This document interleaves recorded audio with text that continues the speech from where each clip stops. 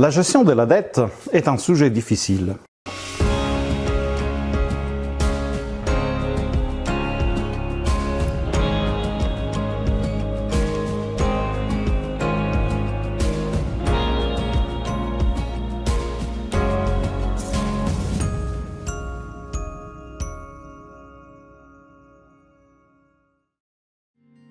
La gestion de la dette est un sujet difficile. De plus, se permettre de donner des conseils aux autres sur la gestion de leur argent peut être très mal reçu. Nous vivons dans un système économique qui est construit sur la dette et donc être endetté est devenu dans notre société quelque chose de naturel à tous les niveaux. Si les générations qui nous ont précédés considéraient le fait d'être endetté une honte, une faute selon les cultures, aujourd'hui, c'est loin d'être le cas.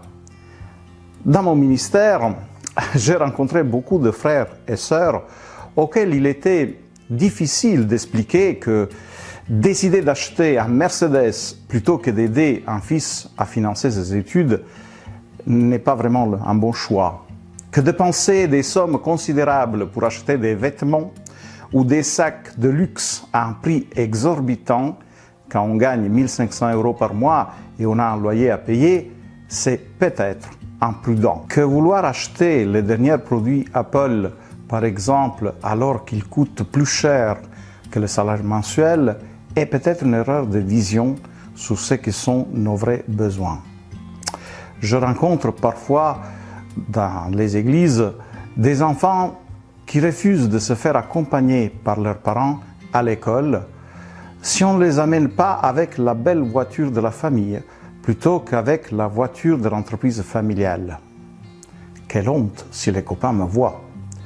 Je pourrais multiplier les exemples dans ce domaine et probablement vous aussi.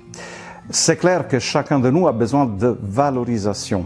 Mais si on se valorise par rapport aux objets qu'on possède ou par rapport à toute une série d'habitudes censées augmenter le prestige social, le risque de tomber dans les pièges des dettes inutiles peut devenir important. Certes, on ne peut pas toujours éviter les dettes. Acheter un logement ou même une modeste voiture sans faire un emprunt est très difficile pour la plupart d'entre nous. De plus, la vie peut nous réserver des surprises dont on se passerait bien. Être sage dans la gestion de nos revenus reste tout de même un objectif important et un message biblique qui n'a rien perdu de sa valeur. Bien entendu, ce n'est pas la peur ou la culpabilisation qui peut nous forcer à être sages. Je pense plutôt que réfléchir avec bienveillance à notre vision de la vie peut nous aider davantage. À Matthieu 6, à partir du verset 24 et jusqu'au verset 34, Jésus nous invite à réfléchir à ce qui est vraiment important pour nous et pour notre vie. Servir Dieu, servir Mammon, servir l'argent et les possibilités qui vont avec, la possibilité de satisfaire ce que notre société nous fait croire être nos besoins fondamentaux. N'est-ce pas cela une grave forme de privation de notre liberté que nous acceptons trop facilement? Il est mieux de rester serviteur de Dieu. Il connaît nos besoins fondamentaux, les besoins de notre vie et de notre âme. C'est-à-dire la sérénité de vivre déjà dans la perspective du règne de Dieu, de sa justice.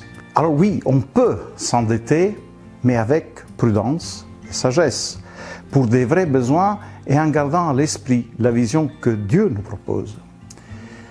Il y a juste un domaine dans lequel nous pouvons nous endetter sans problème, selon l'apôtre Paul. Romains 13:8, n'ayez de dette envers personne, si ce n'est de vous aimer les uns les autres.